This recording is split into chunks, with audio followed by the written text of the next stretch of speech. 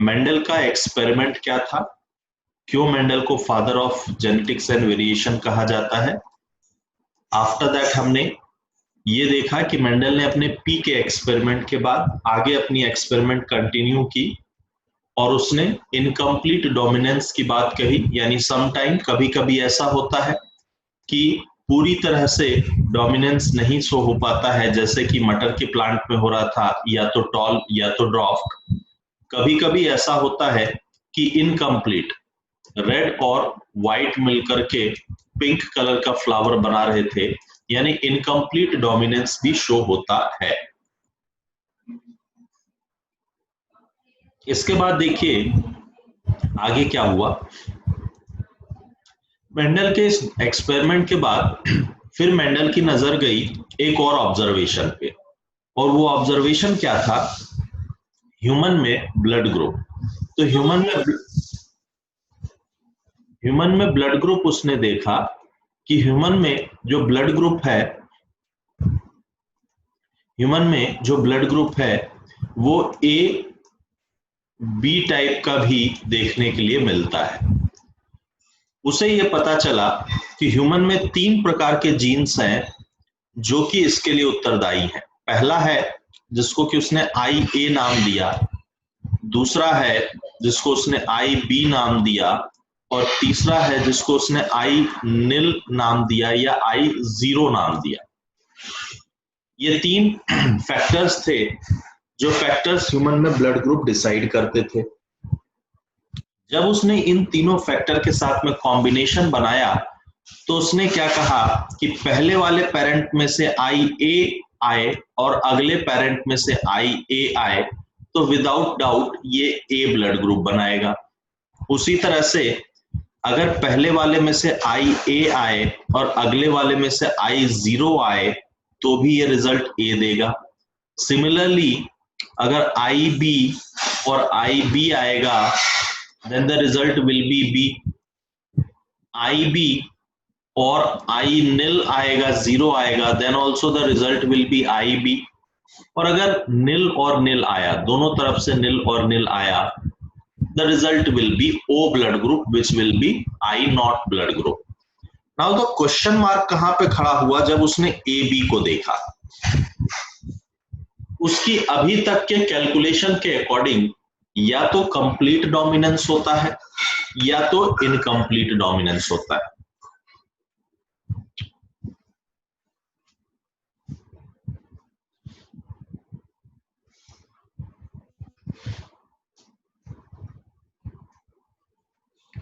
मतलब या तो एक फैक्टर अपने आप को पूरी तरह से एक्सप्रेस कर रहा था जो कि डोमिनेंट फैक्टर था, जो कि उसने पी के प्लांट में देखा, या तो दोनों फैक्टर अपने आप को पूरी तरह से एक्सप्लेन नहीं कर पा रहे थे जो कि उसने फ्लावर में देखा। यहां पर भी अगर ए डोमिनेंट फैक्टर है तो ए अपने आप को शो करता, बी डोमिनेंट फैक्टर है तो बी अपने आप को शो करता। लेकिन उसने देखा कि जब ए और बी दोनों मिल रहे हैं तो रिजल्ट सिर्फ ए या बी नहीं हो रहा है, रिजल्ट हो रहा है ए बी। मतलब अगर ए डोमिनेंट होता तो बी को वो दबा देता, बी डोमिनेंट होता तो ए को वो दबा देता, या फिर ऐसा हो सकता था कि ए और बी दोनों मिलकर के सी ब्लड ग्रुप बना देते, ए और बी दोनों के फीचर नहीं होते। बट ऐसा कुछ भी नहीं हुआ। उसे क्या देखने के लिए मिला कि ऐसा एक ब्लड ग्रुप देखने के लिए मिला जिसमें ए भी है और जिसमें बी भी है। इसको उसने कहा कोडोमिनेंस, सहप्रभुत्व। मतलब कभी कभी ऐसा होता है कि दोनों फैक्टर अपने आप को इक्वली रिप्रेजेंट कर सकते हैं। सबसे पहले आपने देखा जो मटर के प्लांट में था, कोई एक फैक्टर दूसरे फैक्टर को कंप्लीटली डोमिनेट कर देगा। दूसरा आपने देखा जो फ्लावर में था, दोनों मिलकर के दोनों एक दूसरे को एक्सप्रेस नहीं कर पाए और दोनों मिलकर के तीसरा सी बना करके दिया। और तीसरा आपने देखा जहां पर ए और बी दोनों अपने आप को एक्सप्रेस कर रहा है और दोनों अपने फीचर्स दिखा रहा है। इट मींस दैट कि कभी कभी कोडोमिनेंस भी देखने के लिए मिलता है, मतलब दोनों फैक्टर एक साथ अपने आप को रिप्रेजेंट कर सकते हैं। तो this is called the codominance. तो कोडोमिनेंस मतलब जब दोनों कारक, जोड़े के दोनों कारक अपने आप को स्वतंत्र रूप से दिखा सके अपने फीचर्स को, तो उसको हम कोडोमिनेंस कहते हैं, when the both factors show dominance together. ठीक है, चलिए कोडोमिनेंस वाली बात समझ में आई, सिंपल सी बात है, फटाक से बताइए। सहप्रभुत्व का नियम समझ में आया?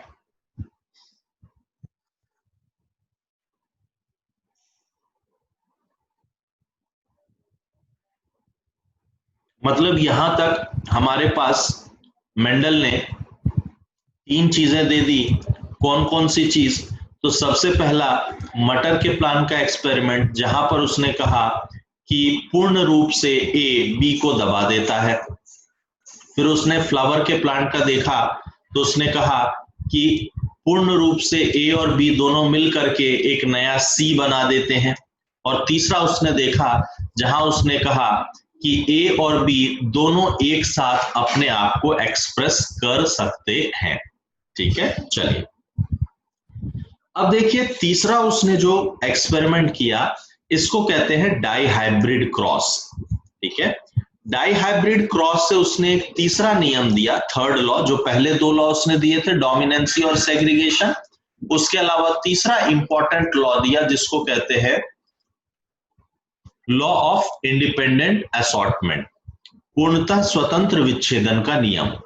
अब इसमें उसने क्या देखा? तो देखिए अब उसने डाई हाइब्रिड क्रॉस किया, dihybrid cross. Now dihybrid cross क्या होता है तो समझिए। अभी तक आपने देखा कि उसने जो प्लांट उठाया, उस प्लांट के फीचर में उसने क्या देखा? टॉल है और ड्राफ्ट है।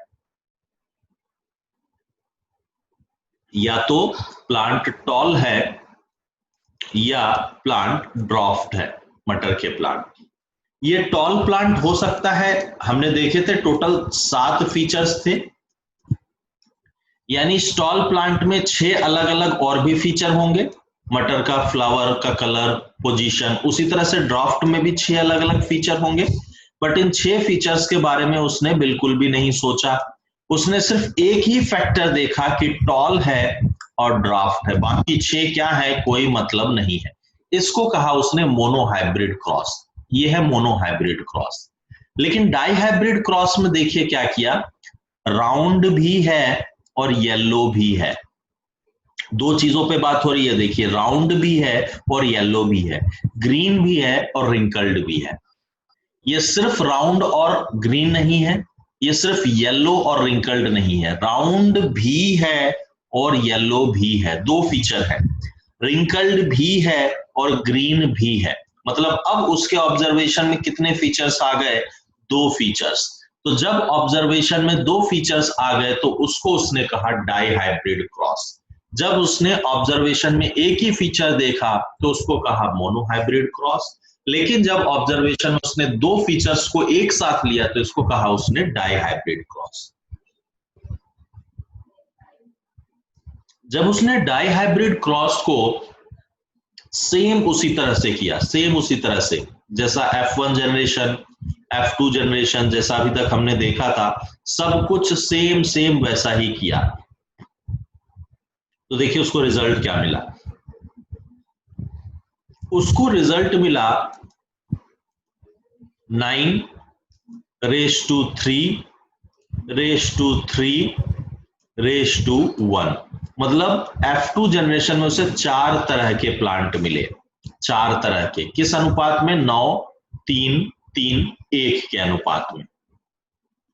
राउंड येलो, राउंड येलो यानी जो आपका ये है राउंड येलो जो पेरेंट में था, ये कितने मिले उसे? 9 मिले। अगला देखिए रिंकल्ड ग्रीन, झुर्रीदार और हरे मटर के प्लांट जो कि पेरेंट में थे, ये उसे मिले 1। अब बीच के 2 देखिए, राउंड ग्रीन, राउंड है और ग्रीन है, मतलब इन दोनों का क्रॉस है, वो इन दोनों का क्रॉस है, वो कैसे मिला? 3 मिले। और रिंकल्ड और येलो फिर से क्या है? एक फीचर इसका और एक फीचर इसका, फिर से क्रॉस है, और ये भी कितने मिले? 3 और 3 मिले।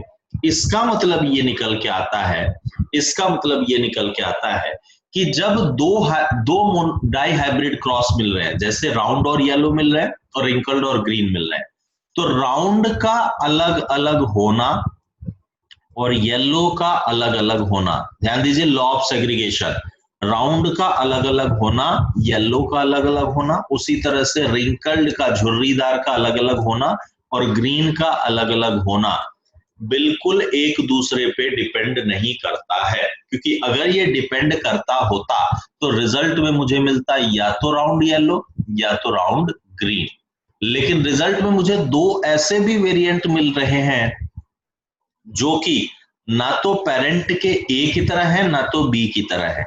इट मीन्स दैट कि जब ये दोनों पेयर अलग अलग होते हैं तो एक दूसरे पर निर्भर नहीं करते हैं, ये स्वतंत्र होते हैं अलग अलग होने के लिए, बिल्कुल डिपेंड नहीं करते हैं एक दूसरे पर। यानी जब कोई डाई हाइब्रिड क्रॉस एक दूसरे से क्रॉस करता है तो ऐसी सिचुएशन में जो फैक्टर्स पेयर्स के रूप में अलग अलग होते हैं वो फैक्टर्स एक दूसरे से अलग होते हैं, इंडिपेंडेंट होते हैं, not dependent on each other, एक दूसरे पर निर्भर नहीं होते हैं। इसको कहते हैं लॉ ऑफ इंडिपेंडेंट असॉर्टमेंट, स्वच्छंद विच्छेदन का नियम।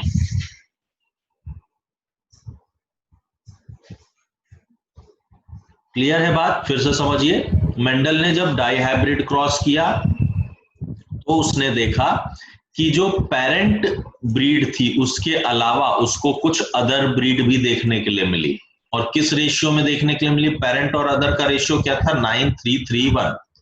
इसका मतलब ये तभी संभव हो सकता है जब पेयर्स, जो जोड़े हैं कारकों के, वो अलग अलग जब होते हैं तो ये एक दूसरे पर निर्भर नहीं करते हैं, दे आर कंप्लीटली इंडिपेंडेंट, ये पूर्ण रूप से एक दूसरे पर निर्भर नहीं करते हैं। This is called law of independent assortment, स्वच्छंद विच्छेदन का नियम। ठीक है, बताइए फटाक से, बात समझ में आई? ये वाला लॉ समझ में आया?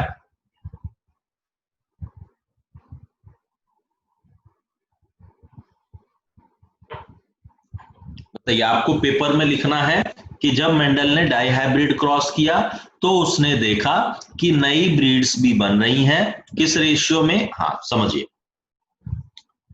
जब मेंडल ने डाई हाइब्रिड क्रॉस किया, डाई हाइब्रिड मतलब दो फैक्टर्स को एक साथ हम कंसीडर कर रहे हैं। अभी तक ध्यान दीजिए, हम सिर्फ बोल रहे थे टॉल है, टॉल के बाद उसका कलर क्या है, कुछ बात नहीं कर रहे थे, हम 6 फैक्टर की बात ही नहीं कर रहे थे। अब हम 2 फैक्टर की बात कर रहे हैं कि राउंड भी है और येलो भी है, ग्रीन भी है और रिंकल्ड भी है। जब इस पर सेम उसी तरह का एग्जांपल किया गया, F1 F2 सब कुछ सेम ऐसे ही किया गया, व्हाट ही सेड, उसने क्या देखा F2 में उसने देखा कि जो पेरेंट प्लांट था उसका प्लांट तो दिख ही रहा है, प्लस साथ साथ में 2 ऐसे प्लांट दिख रहे हैं जो पेरेंट प्लांट के क्रॉस हैं, हाइब्रिड है।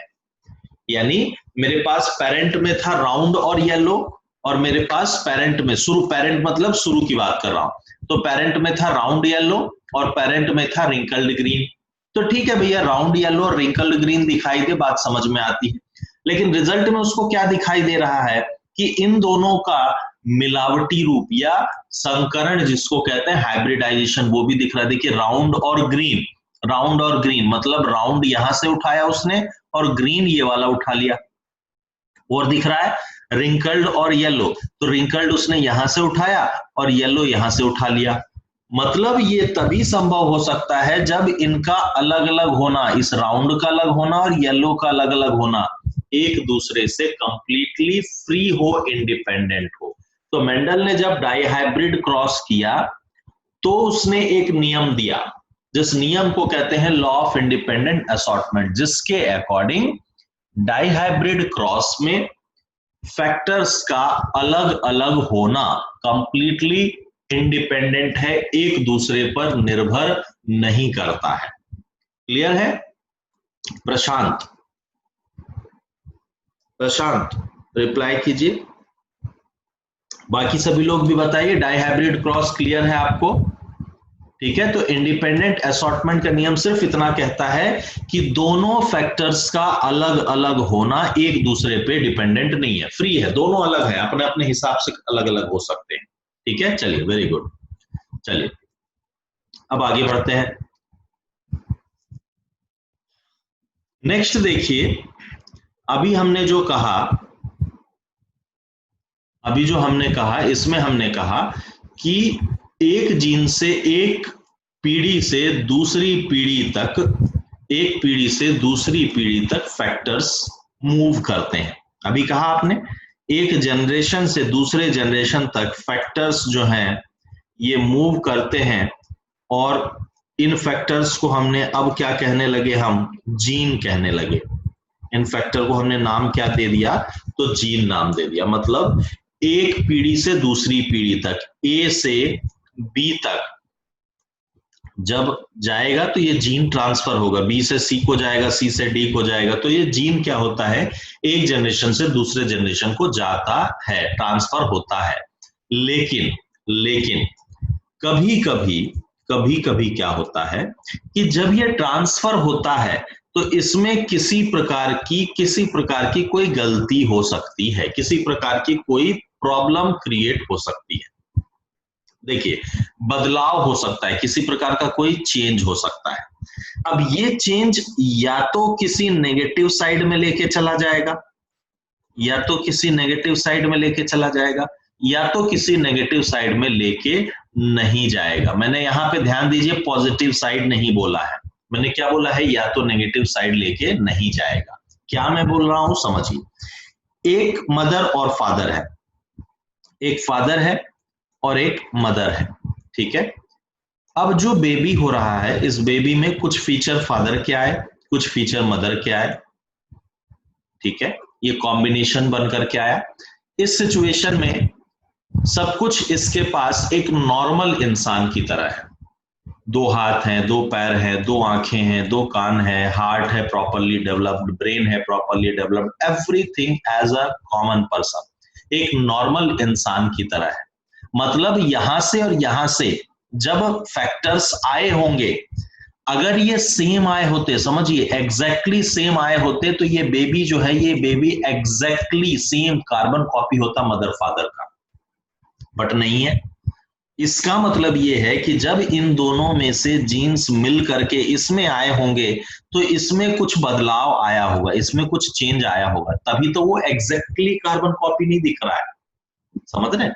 और अगर बदलाव आया है और इस बदलाव में किसी प्रकार का कोई नेगेटिव चीज नहीं हुई है, कोई नेगेटिव चीज नहीं हुई है, समझ रहे हैं। यहाँ पे देखिए सब कुछ वैसे ही है, दो हाथ, दो पैर, हार्ट, सब कुछ है प्रॉपर।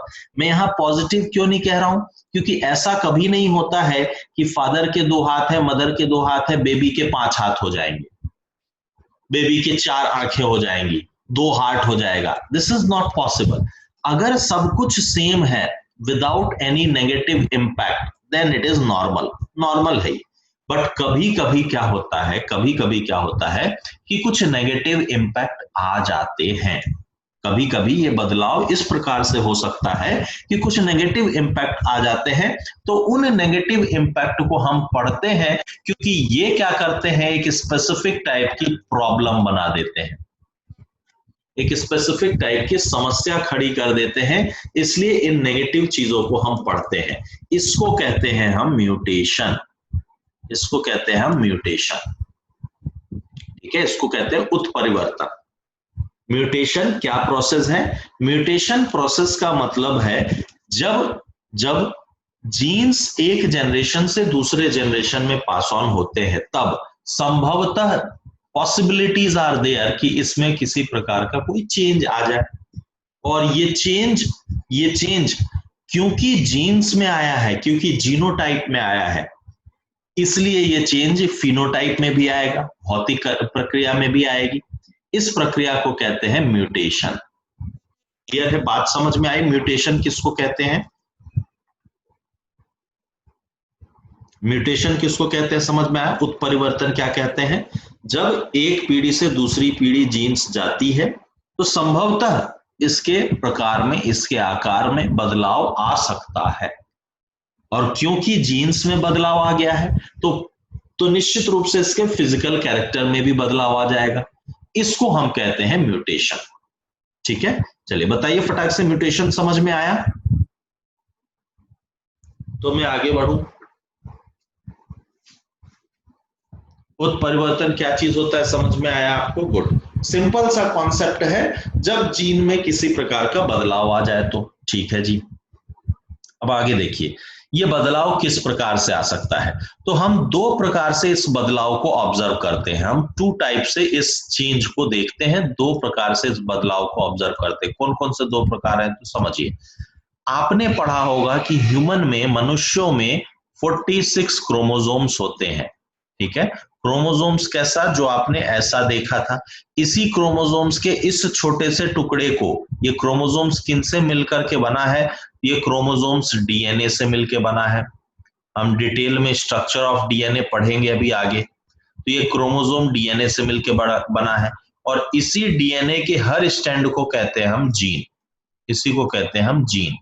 ठीक है, तो ये क्रोमोसोम अल्टीमेटली किससे मिलकर बना है, जीन से मिलकर के बना है। ठीक है, चलिए। इट मीन्स दैट दो तरह से बदलाव कैसे आ सकते हैं। तो ह्यूमन में होते हैं 46 क्रोमोसोम्स, ह्यूमन में होते हैं 46 क्रोमोसोम्स। ठीक है, ये 46 क्रोमोसोम्स जो है पेयर्स में, जोड़े में, अभी हमने बोला कि जोड़े में होते हैं, तो ये 46 क्रोमोसोम्स भी क्या होते हैं, एक जोड़े में व्यवस्थित होते हैं। तो कितने जोड़े बन जाएंगे टोटल मिला के, 23 पेयर्स बन जाएंगे। तो ये 23 पेयर्स के रूप में अरेंज होते हैं। कैसे, एक जोड़ा, दो जोड़ा, तीन जोड़ा, ऐसा करते करते करते करते 23 पेयर होता है। मतलब सभी जगह पे कितने होने चाहिए, दो दो दो दो दो दो का पेयर होना चाहिए, राइट।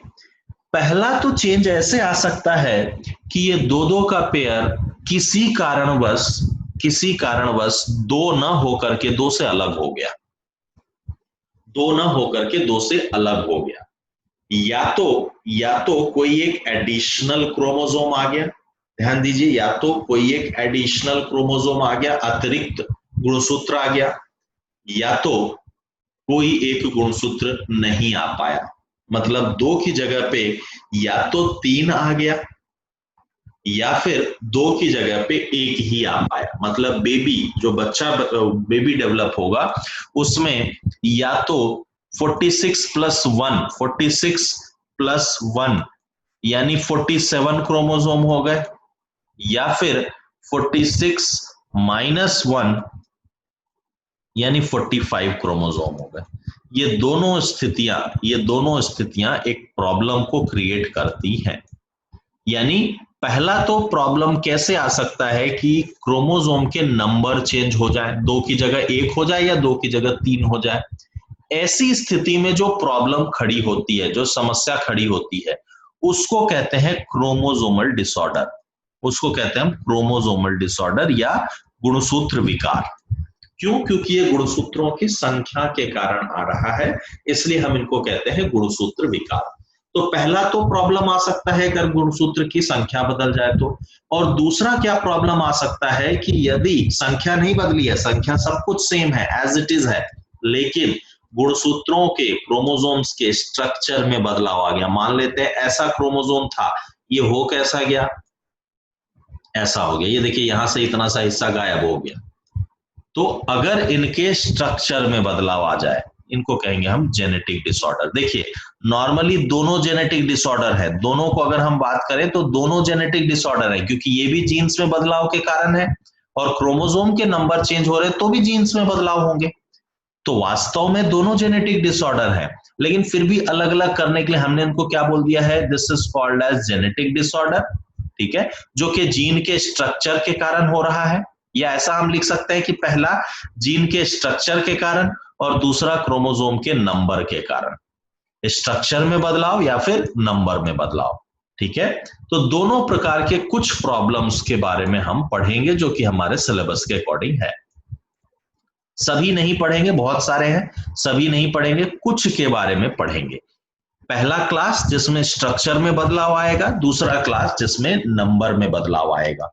ठीक है, यहां तक की बात आपको क्लियर है। म्यूटेशन क्या होता है, म्यूटेशन के कौन से दो प्रकार हैं, और दोनों प्रकार में से कुछ कुछ हम एक दो एग्जाम्पल हम इनके पढ़ेंगे। यहां तक की बात समझ में आई, फटाक से बताइए, कोई डाउट पूछिए। किसी प्रकार का कोई डाउट पूछिए।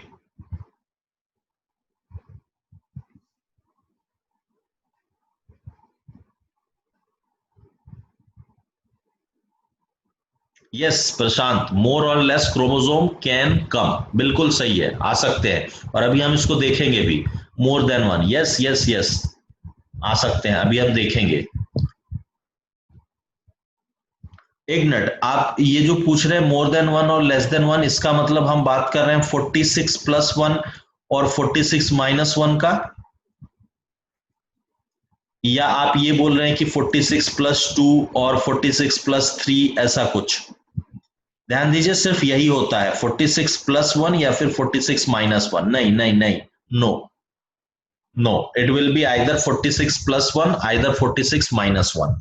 ठीक है, हमारे पास जो एग्जाम्पल्स हैं, उन एग्जाम्पल्स में हम जो पढ़ेंगे उनमें या तो 46 प्लस वन आएंगे या तो 46 माइनस वन आएंगे, है ना। ठीक है, चलिए तो आगे देखते हैं इसको आप।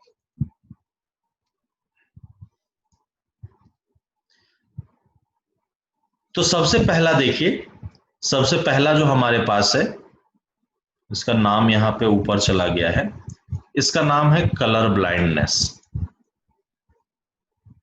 इसका नाम है कलर ब्लाइंडनेस। इसको कहते हैं वर्णांधता, इसको कहते हैं वर्णांधता। ये ऊपर चला गया है, ये मैं नीचे कर दूंगा, वर्णांधता। ठीक है, सुना है आपने कलर ब्लाइंडनेस के बारे में? बताइए, सुना है कलर ब्लाइंडनेस के बारे में? आपने कभी सुना है कलर ब्लाइंडनेस के बारे में? इस प्रॉब्लम में क्या होती है?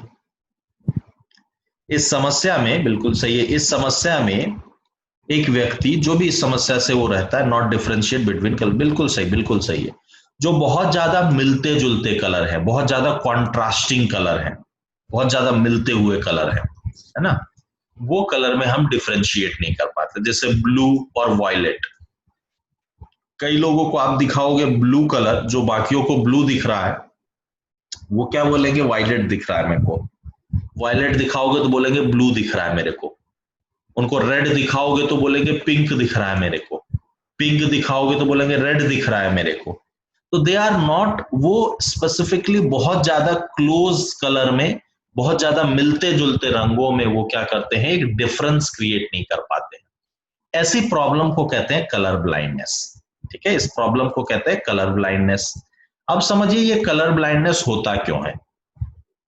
हमारी आंखों में दो प्रकार के स्पेसिफिक सेल्स पाए जाते हैं, दो प्रकार की स्पेसिफिक कोशिकाएं पाई जाती है, सेल्स पाई जाती हैं। पहली जो सेल होती है, इनकी स्ट्रक्चर, इनकी आकृति जो होती है, ये रॉड के आकार की होती है। इनकी जो आकृति होती है, ये आकृति रॉड के शेप की होती है, इसलिए इनको कहते हैं रॉड शेप्ड सेल्स। दूसरी जो होती है, इनकी जो आकृति होती है, इनकी जो स्ट्रक्चर होती है, ये कोन, त्रिकोण के आकार के, शंकु आकार के होते हैं, इसलिए इनको कहते हैं कोन शेप्ड सेल्स। तो या तो रॉड शेप्ड सेल्स या तो कोन शेप्ड सेल्स, दो प्रकार के सेल्स हमारी आईज में पाई जाती है। अब ये जो रॉड शेप्ड सेल्स होती हैं, these are responsible for the intensity of light. आपकी आंखों में कितना प्रकाश इंटर करेगा, उसके लिए उत्तरदायी जो होती हैं, ये रॉड शेप्ड सेल्स होती हैं। तो रॉड शेप्ड सेल्स जो होती है, these are responsible for intensity of light, कि आपकी आंखों में लाइट कितना जाएगा, और वो जो लाइट आ रहा है, उस लाइट में कलर डिफरेंशिएशन के लिए, रंगों के लिए, कोन शेप्ड सेल्स यानी शंकु आकार की कोशिकाएं उत्तरदायी होती हैं। हमारी आंखों में रॉड शेप्ड सेल्स इंटेंसिटी यानी प्रकाश की मात्रा के लिए उत्तरदायी होती हैं, और कोन शेप्ड सेल्स जो होती हैं, ये प्रकाश के रंग के लिए उत्तरदायी होती हैं। जब रॉड शेप्ड सेल्स में किसी प्रकार की प्रॉब्लम आ जाए और कमी आ जाए, ये ना बनती है, तो हमारी आंखों में एंटर करने वाले प्रकाश, लाइट की कमी होने लगती है। और ऐसी स्थिति में कम लाइट की उपलब्धता में, यानी लेस लाइट की सिचुएशन में, एक व्यक्ति प्रॉपरली देख नहीं सकता है। लाइट जब प्रॉपरली अवेलेबल नहीं है तो ये बराबर नहीं देख पाएगा। इस सिचुएशन को कहते हैं हम नाइट ब्लाइंडनेस, इसको कहते हैं हम नाइट ब्लाइंडनेस। ठीक है। ये नाइट ब्लाइंडनेस जो होती है, रतोंगी जिसको आप कहते हैं, ये नाइट ब्लाइंडनेस विटामिन ए की कमी से होती है, ठीक है। दूसरा, जब इस कोन शेप्ड सेल की कमी होने लगे, नहीं बनती है प्रॉपरली, तो ऑब्वियस सी बात है कलर से जुड़ा हुआ प्रॉब्लम आएगा। इसको कहते हैं हम कलर ब्लाइंडनेस, वर्णांधता। और ये जो है ये सेक्स लिंक्ड डिजीज होती है। सेक्स लिंक्ड डिजीज मतलब मदर फादर से बच्चों में ट्रांसमिट होती है। ये मदर फादर से बच्चों में ट्रांसमिट नहीं होती है नाइट ब्लाइंडनेस, ये विटामिन डेफिशिएंसी प्रॉब्लम है। ये जो है कलर ब्लाइंडनेस, ये मदर फादर से ट्रांसमिट होती है। ध्यान दीजिएगा, जो मदर फादर से ट्रांसमिट होते हैं इनको हम जेनेटिक डिसऑर्डर कह रहे हैं। क्यों? क्योंकि ये जीन्स के द्वारा आ रही हैं, जीन्स के द्वारा आ रही हैं, ठीक है। और अगर अगर ये स्पेसिफिक मदर या फिर फादर किसी एक स्पेसिफिक सेक्स पे डिपेंडेंट हो, किसी एक स्पेसिफिक लिंग पे डिपेंडेंट हो, तो इसे हम सेक्स लिंक्ड डिसऑर्डर भी कहते हैं। अगर ये किसी स्पेसिफिक सेक्स पे डिपेंडेंट हो तो इसे हम सेक्स लिंक्ड डिसऑर्डर भी कहते हैं। तो कलर ब्लाइंडनेस एक जेनेटिक डिसऑर्डर है, प्लस कलर ब्लाइंडनेस एक सेक्स लिंक्ड डिसऑर्डर भी है, ठीक है। क्यों? क्योंकि ये वास्तव में एक्स क्रोमोसोम पे डिपेंड करती है, ये एक्स क्रोमोसोम पे पाया जाता है, ठीक है। तो ये सेक्स लिंक्ड डिसऑर्डर भी है, ठीक है। अब समझिए कलर ब्लाइंडनेस के बारे में आपको आया तो क्या क्या लिखेंगे। सबसे पहली चीज कि इसकी प्रॉब्लम में क्या होता है तो आपने बात कर ली। दूसरी चीज इसके प्रॉब्लम के पीछे रीजन क्या है तो बात कर ली कि भाई कोन शेप्ड सेल जो होते हैं इसके कारण होता है। और तीसरी चीज ये एक सेक्स लिंक्ड डिसऑर्डर है। चौथी चीज कि ये क्रोमोसोमल डिसऑर्डर है, जेनेटिक डिसऑर्डर है। और पांचवी चीज, पांचवा पॉइंट हम लिखेंगे कि इसके होने की संभावना मेल्स में ज्यादा होती है, मेल में ज्यादा होती है कंपेरेटिव टू फीमेल, मेल में ज्यादा होती है। इट मींस दैट कि अगर मेल्स में आप देखेंगे तो मेल्स में ये लगभग लगभग 8% पाई जाती है, 8%। लेकिन फीमेल में मात्र 0.4% पाई जाती है। मतलब प्रोबेबिलिटी मेल्स में ज्यादा होती है, फीमेल्स में कम होती है, ठीक है। अगला पॉइंट, अगला पॉइंट, अगर फीमेल कलर ब्लाइंड है, ध्यान दीजिए, अगर फीमेल कलर ब्लाइंड है, इस पे क्वेश्चन कई बार पूछ लेते हैं वो, अगर फीमेल कलर ब्लाइंड है और इसका बेटा होता है, सन होता है, तो देयर इज 50% चांसेस कि वो बेटा कलर ब्लाइंड हो सकता है। 50% चांसेस है कि वो बेटा कलर ब्लाइंड हो सकता है।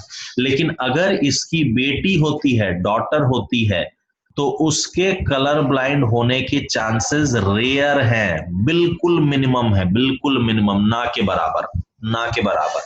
बेटी कलर ब्लाइंड तभी हो सकती है जब फादर भी कलर ब्लाइंड हो और मदर भी कलर ब्लाइंड हो। ध्यान दीजिएगा, फादर भी कलर ब्लाइंड हो और मदर भी कलर ब्लाइंड हो। यानी अगर मदर सिर्फ only mother is colour blind, then अगर उसका बेटा होता है देन देर इज 50% प्रोबेबिलिटी, 50% संभावना होती है कि वो कलर ब्लाइंड हो सकता है, संभावना होती है ना। लेकिन बेटी होती है तो उसकी कलर ब्लाइंड होने की संभावना बिल्कुल नील है, नील है। बेटी कलर ब्लाइंड तभी हो सकती है जब फादर और मदर दोनों कलर ब्लाइंड हो, ठीक है। बात समझ में आई क्या क्या मैंने बताया। सबसे पहली चीज कलर ब्लाइंडनेस में होता क्या है, तो हमने देखा कि दो कॉन्ट्रास्टिंग कलर के बीच में आदमी डिफरेंशिएट नहीं कर पाता है। क्यों होता है भाई? तो कोन शेप्ड सेल्स में कमी होने के कारण होता है भाई। चौथा पॉइंट, तीसरा पॉइंट, ये एक सेक्स लिंक्ड डिसऑर्डर है। चौथा पॉइंट, ये एक जेनेटिक डिसऑर्डर है। पांचवा पॉइंट, मेल में होने की संभावना ज्यादा है कंपेरेटिव टू फीमेल। और छठा पॉइंट, ये क्वेश्चन इस तरह से बना लेते हैं कई बार, ध्यान दीजिएगा, फीमेल अगर कलर ब्लाइंड है और उसका बेटा होता है तो 50% चांस है, बेटी होती है तो लगभग नील चांस है। बेटी को तभी हो सकता है जब फादर और मदर दोनों भी कलर ब्लाइंड हो। बताइए बात समझ में आई यहां तक? बताइए कलर ब्लाइंडनेस के पॉइंट्स आपको समझ में आए? ठीक है, चलिए क्लियर, चलिए यहां तक की बात आपको क्लियर हुई, कलर ब्लाइंडनेस तक की कहानी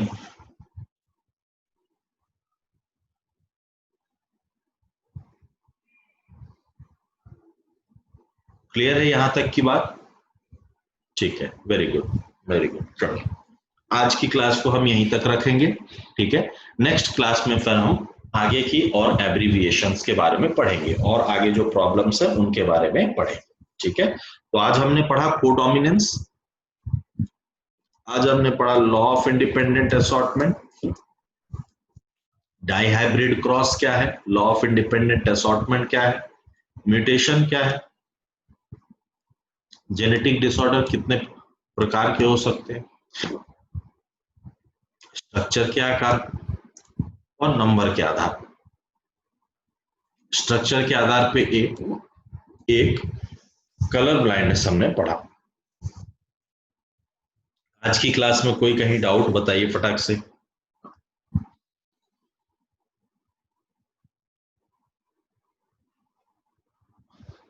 आज की क्लास में कोई डाउट?